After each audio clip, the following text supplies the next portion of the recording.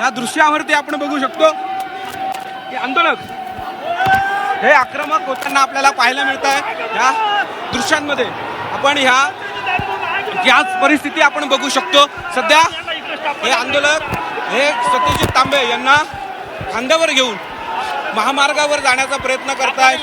Police त्यांच्या पाठीमागे असताना पाहायला मिळत आहेत। पोलिसांचा मोठा बंदोबस्त या ठिकाणी तैनात करण्यात आलेला आहे। त्याचबरोबर आंदोलकांना थांबवण्याचा त्याचबरोबर ती समजून सांगण्याचा प्रयत्न हा आंदोलकांना करताना पाहायला मिळतोय। या दृश्यांमध्ये बघितलं तर पोलिसांनी आता सत्यजित तांबे यांना ताब्यात घेतलेला आहे। त्यांना गाडीत टाकण्याचा प्रयत्न केला जातोय। पोलिसांकडून सत्यजित तांबे यांना ताब्यात घेण्याचा प्रयत्न केला जातोय। पोलीस गाडीमध्ये घेऊन जाण्याचा प्रयत्न केला जातोय। मात्र सत्यजित तांबे हे या गाडीमध्ये जात नाही आहेत। आंदोलक त्यांना बाहेर खेचतायत।